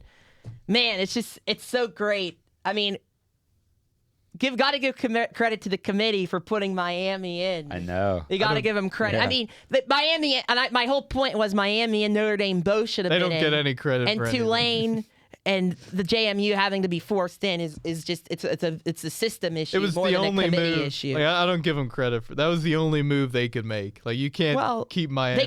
They couldn't have. I mean, they could. I mean, the whole time they had Notre And Dame ranked ahead of them. The ACC was probably breathing down their neck. And if Duke wouldn't have won that game, who knows? If all the gets in. committee's issues were completely self-inflicted. So I don't like. Oh, what a move by the committee. They should have had Miami ahead of Notre Dame the whole time. But Tulane and JMU being in is the main issue. That was the main issue the whole time. Yeah.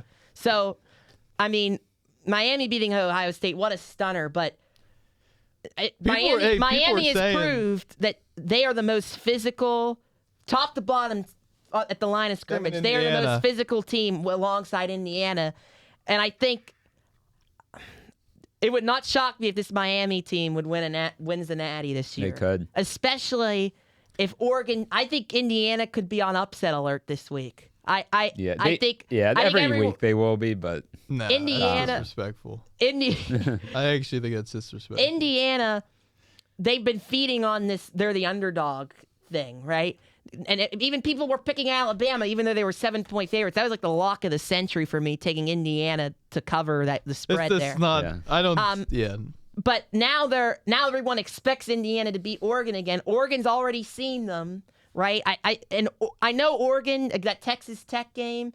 I know everyone's like, oh, Texas Tech, their offense is a joke. That was a good win. But to shut out their offense like that, I mean, I don't care who their quarterback was. That was really impressive. The quarterback hardly threw any picks, and he was just not constant, but he threw 2 or 3 picks. So I think Oregon has a chance, and I still think I hope Indiana wins just because they're such a great story. But I think we could have the Mario Cristobal. Imagine if we had the Mario Cristobal Bowl in the national championship. Oregon at Miami. It'll be a home game for Miami. I'll be stunned if Indiana loses on Friday night.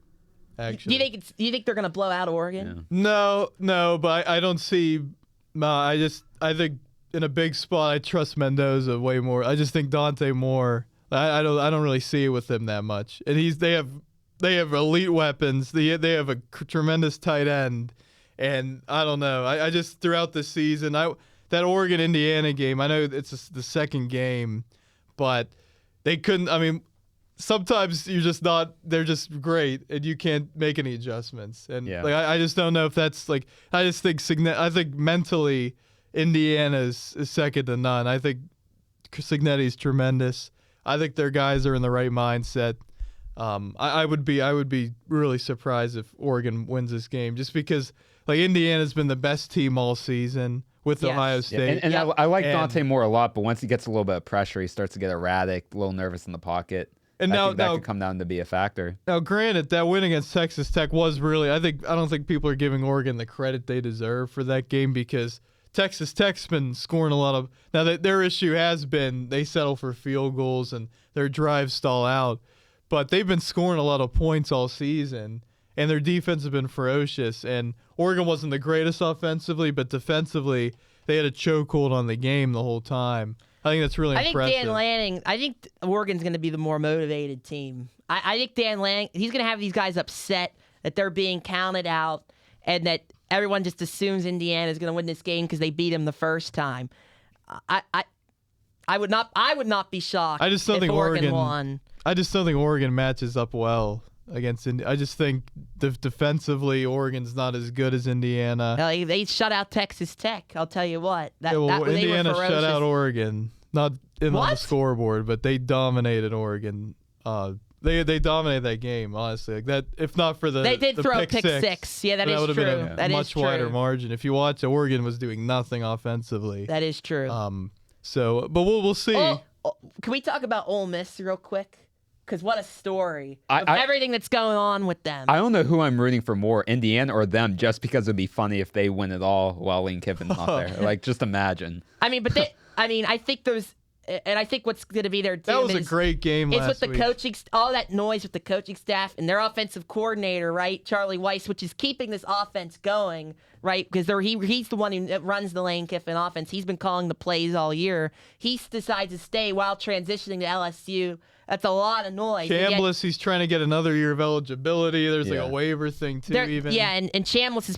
He played. This guy continues to impress. He seems a little undersized. And he for wasn't an even NFL supposed prospect. to start. He wasn't even supposed to start. And now he's been. But he's making plays that are like, wow, like that's. I tell you can't teach that. So he's going to return to college. I mean, I don't know when the deadline is to declare, but he said I'm returning to Ole Miss. Now that waiver, it might be denied. We don't know. Right.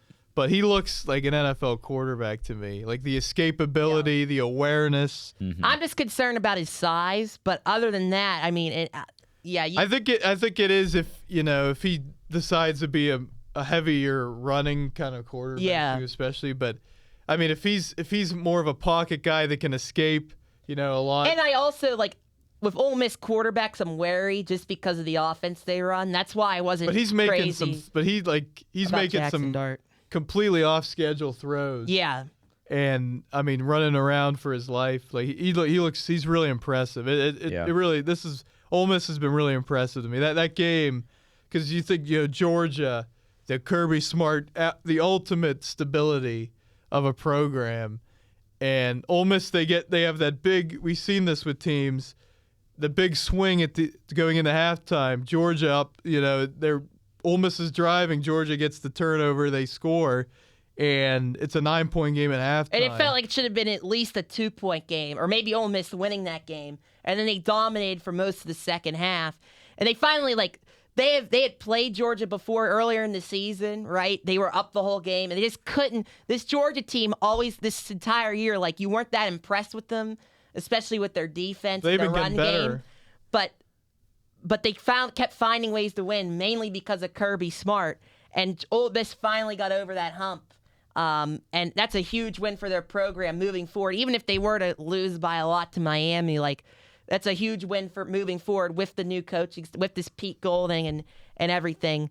But Georgia, they felt kind of fraudulent all year, and Kirby Smart was kind of carrying them. But Kirby outdid Kirby. He did that fake punt, which worked. You don't try and do something like that again. He brought the punt team out, then brought the offense out, then snapped it, and he gave Ole Miss a free 7 points, and that was the difference in the game. Yeah. Yeah. That was just you're outsmarting yourself now. You got the one fake punt. Don't try and take advantage of another possession. Just punt the ball. But the reason they did that was because of Trinidad Chambliss and how dominant he was. So it's a feel-good story. All of these teams are feel-good stories. And it's showing the tide. It's the tide is turning in college football in terms of roll tide. Speaking of roll tide, in terms of the Alabamas, the Georgias, with all the money that's being thrown around, you never know who's going to really win these games now. It makes college football more exciting. Yeah. Who is Ty Simpson's agent? Ty Simpson. Why is he declaring for the NFL? Wait, he That's is? A great question. I didn't know have that. no Wow. idea. Yeah, why. he declared for the draft. I have no idea. That Alabama, that was embarrassing. Maybe they're looking at the quarterback class and saying, well, but what's the chances of you being in this position His next stock year? really fell in the second half of the season. Yeah. And everyone's like, that's so embarrassing for Alabama, which it was, that loss. But it just goes to show it's not the Alabama of old. They're not getting the top tier. They're not always going to get they're not going to have the most talent all the time. There's a reason they were 7-point dogs in that game, and people couldn't believe it, but believe it, you saw it, right? They're able to recruit out of high school, but the transfer portal deal is just completely different for them now. You're not always going to have the best talent. These SEC teams aren't always going to have the best talent. These teams you're used to seeing, like Alabama, Georgia, Ohio State still is, but there could be a year Ohio State has a down year. It's just because there's just more of these teams, especially in the North, right, that are they're spending the money and they're getting the top tier talent. That's where the academic powers are, the college, and that's where a lot of the money is. We're seeing Indiana. Mark Cuban is investing in Indiana's NIL for this offseason. So what we're getting at is the SEC. This may be the beginning of the SEC not being the dominant conference anymore. And people I know that it's been weird this year. The SEC hasn't been good in the bowls and everything. We don't care about the bowl. The SEC's the best conference this year, top to bottom. From a I would like to say top to bottom, yes, in terms of depth, they were the best conference. But the top teams were not as good as the Big Ten top teams. Yeah. They or weren't. The ACC's top team. Yes, Miami. Yes. Yeah. Hey, yes.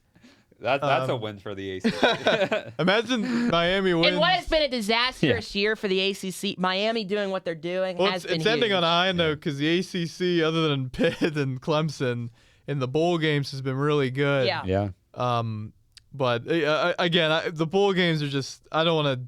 People are look how good the Big Ten's been in these bowl games. Minnesota's played New Mexico. Okay? Yeah. We can't and I love New Mexico. We can't be putting so much into these bowl games. Yeah. Like oh my gosh, Northwestern, what a win over Central Michigan, who has no passing game. They're look at the Big Ten's dumb. Holstein threw a pick inside his own territory, inside his own 10 against Central Michigan, and they still won by a lot. That's just so funny to me. The Big Ten, if we really you really want to dig into who the Big Ten's beating in these bowl games, like other than the top ones. Michigan played well against Texas, but they were really shorthanded. Yeah. Or was it actually Texas? I think Texas had like nobody on defense. Well, but Michigan has had so much. It's so much turmoil. Yeah. All right. So who do we think's? What's our national championship prediction? Are we going? A lot of people are thinking Miami versus Indiana. I also agree with those people as well. Miami versus Oregon. I'm gonna take Oregon. Wow, that would be, to me, that'd be a wow. I think Oregon covers at least. I think it's gonna be a field goal game. I think, now Ole Miss, that Miami game. I mean, everyone kind of assumes people got to be worried about. I think Miami is in more trouble because I think Ole Miss, like if they can, their style of offense, the way how fast they go, if he can get out of the pocket, out Miami. Yeah. If these edge rushers, staying out, get out in the pocket, moving on the run. I think Ole Miss can. I'm really excited for these games. Miami's defense has been exposed earlier in the year against an SMU, right? With a kind of a smaller quarterback who can move around, right? So they're up tempo too. So it's going to be interesting early on. If early on Ole Miss comes out and scores, like that's going to be like, hey, our defense they're probably not going to, I mean, Ole Miss probably isn't going to score 30-plus points. But if they could score 20-plus points, they're the better offensive team. It's on Carson Beck. It's on Carson Beck Carson Beck hasn't had to do a whole lot. Yeah. All they've been asking Carson Beck to do is not turn the ball over, and he hasn't. And he's made some big time plays on like these third and shorts. He's been good on these third and manageable plays and these short little passes. And he's been running well, and he's been doing what they've been asking him to do. So, but it'll be like for Miami, this will be the worst defense they face in the playoffs. But for Ole Miss, like they have an offense that's like hard to contain regardless. Like it looks really like a well-oiled machine, and Kawan Lacey's really good, the running back as well. And they got some really good receivers, so very excited for that one. Just a lot of great football this weekend. But I want to quickly wrap up just mentioning the NFL coaches being fired and everything. Obviously, John Harbaugh, we kind of talked about that a little bit, but today we get the news, Mike McDaniels. I kind of thought it would happen, because they were saying 7 teams are in on Harbaugh, and it was like, and there were only 6 openings or whatever. And then it was like, it was like Miami's in on Harbaugh. Yeah, but does John Harbaugh feel like a Miami Dolphin? No, but I'm just saying, like they were looking like it was looking like they were gonna move away from Mike. And I just think I thought McDaniel saved his job with how they played down the stretch overall, and obviously they benched Tua, put him in third string. I mean, it felt like to me like they were gonna just put it all on Tua, which I thought for a lot. I mean, I think a lot of it is his fault, honestly. But their defense was horrific this year, Miami too. But Mike McDaniel, similar to John Harbaugh, John Harbaugh, I mean, he had the respect of the locker room for years. I think for John Harbaugh, it was more of a Lamar thing, whereas there were reports like this Mike McDaniel, like he doesn't have control of the locker room. And we know he's a great schematics guy, a good play caller. I mean, he's the reason Tua had any success in the league at all. But he doesn't have that toughness. They went from Brian Flores, who was too tough, to a really good scheme guy who didn't have that leadership, right? And they got to find something in between. A guy who knows his stuff defensively or offensively, and a guy who can be a leader of men without losing the locker room, right? And Brian Flores lost the locker room, specifically lost Tua because he was just too rigid, too Bill Belichick-y, and that just doesn't really work as well in today's NFL. Yeah, I don't have much more to add. Honestly, I agree. I thought with how long it took, McDaniel's job was safe. Because you figured they would have done it right away. Like the playoffs are about to start, regular season's over. A lot of these decisions are made. I mean, Raheem Morris, like a guy we'll probably talk about. That. I mean, he was gone literally right after they won against the Saints. Like just insane. Yeah, I think that one. We're gonna get to that real quick, but I think McDaniel. I think he's going to He's going to be highly coveted as an offensive coordinator, as he should, in the league. I don't know, like head coach, just because of how. Well, he's going to be a Pittsburgh Steelers offensive coordinator when Arthur Smith becomes the next head coach of the Tennessee Titans. Or he'll go back to the Falcons. Mike Tomlin making a good offensive coordinator hiring? What? Yeah, right. What are you talking about? Yeah. But I want to talk about Raheem Morris because I understand, the way it started for Atlanta. They were eliminated so early. But you go on this run to end the season. You beat the Rams. This franchise is perpetually where they're at right now. And I think Arthur Blank, I don't know. I mean, who are they going to get that's going to be like do better in that situation? Like Penix goes down. You got Kirk Cousins here. You benched last year, because he was so awful. And Kirk Cousins played well.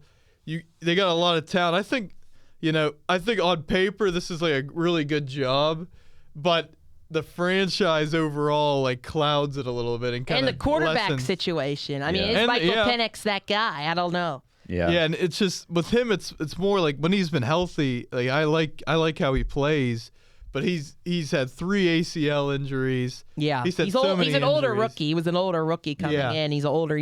I mean, it'll be his 3rd year in the league, and he's 27 or something like that. It'll be interesting for Atlanta. Maybe he's not that old. Like they honestly, like if you watch them this year, like they probably should have won the division. Like if, they had the best team. If it was team, the best probably. team, if the best team won it, but I could make an argument like Carolina and Tampa were the 2 worst teams. Yeah, honestly. Like the Saints, Tyler Shuck, I got to give credit. I really poo-pooed him, in our draft live stream. I was one of the few people who was on Tyler Shuck. But he's really improved this season. Like he started off rough, but they've done a good job with him. Like every week he's getting better. New Orleans is interesting. Defensively, they play pretty well too, but what is the most coveted? What's going to be the most other than Baltimore?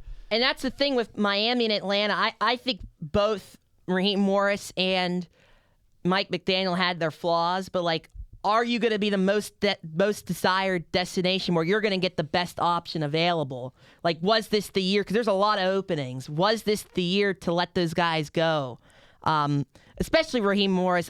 His decision-making at times has been very weird, and he just, he's pumping his chest, when they're beating the Bucks, and he's... I like that was a big win. But and then he was hugging going at halftime instead of going to the locker room, he's hugging Andrew Whitworth on the Amazon Prime broadcast. Yeah. It's just he's just a little weird. And I remember that Commanders game last year. They would have had a chance, or they... Oh yeah, it was it between them and the Bucks last year for the division if they would have won that game. And he had some very bad clock management. And I don't think he's a defensive guy. I don't think this Atlanta defense has improved dramatically. And they've gotten some draft picks the last couple of years. Well, their pass rush was was a lot better this year. Yeah, it's still just very inconsistent. Like I don't know. I'm not a big Raheem Moore. I've never really taken him that seriously. I guess he's an okay defensive coach, but maybe more. But it's just again, what is the most desired destination? I don't think Miami is with that ownership. They're entering a rebuild with the Tua situation. Who the heck is going to be their quarterback? Like other than the warm weather, I don't know how that's a desired destination. Atlanta, I would say, is a little more of a desired destination. That's why if I was Miami, I would have kept Mike McDaniel another year just to wait it out a little bit because there's going to be a lot of competition for a lot of jobs. Would be a good fit in Miami. Bring some discipline. Yeah, that's what they need. Honestly, I agree. But I think it's either Atlanta or the Giants because Atlanta, there's a lot of talent. Giants, and the Giants, I think there's a lot of talent. You have the quarterback, you have the left tackle, you have the running back, you have some pass rushers. Like you got a top 5 draft pick. Like that's an interesting spot. I think the Giants, if they could stay healthy, like they should have had a better year. Like they were more talented than the way they ended and everything. But so Tennessee is requested an interview. I think Jason Garrett is interviewing with Tennessee. Who else? Wow. There was some wild. So the Ravens, Brian Flores. A lot of teams asked for Brian Flores. People are saying Brian Flores to Baltimore. I don't know if that. I don't know how that would work with Lamar. When I first thought about it, I was like, wow, that would be.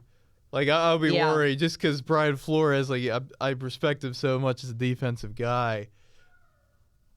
Did you just hear that? Yeah. We just heard a very strange sound. We did hear a strange sound. I'm rattled.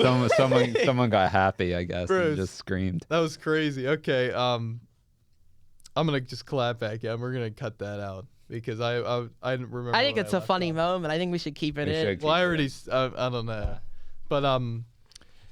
but with Lamar, like I don't know how like Flores has he learned? Is he kind of gonna be? I mean, if he didn't like John Harbaugh, you're not gonna like Brian Flores. Yeah, I don't know. I feel like I don't know. But I think he could. I mean, this Baltimore team, they're just haven't been buttoned up in terms of holding leads and playing good defense, especially the defense part, especially this year. Like, well, they're very dependent on Kyle Hamilton. That's like a defense. Yeah. Like, they need Hamilton, especially. Like they need some pass rushers. Where would Brian Flores' best destination be? Because he has to have a job this year. You would think he deserves another chance. Oh, you know who could use this? The Raiders. Miami. He could bring him Miami. Yeah, that would be. No, that'll never happen. No. I think the Raiders. I don't know. I think the Raiders need an offensive guy. Yeah. I don't know because the Giants. I think you need an offensive guy. Tennessee. Tennessee, you need an offensive guy with Cam Ward. I don't know. I mean, I think Atlanta actually. That could be a fit. Right.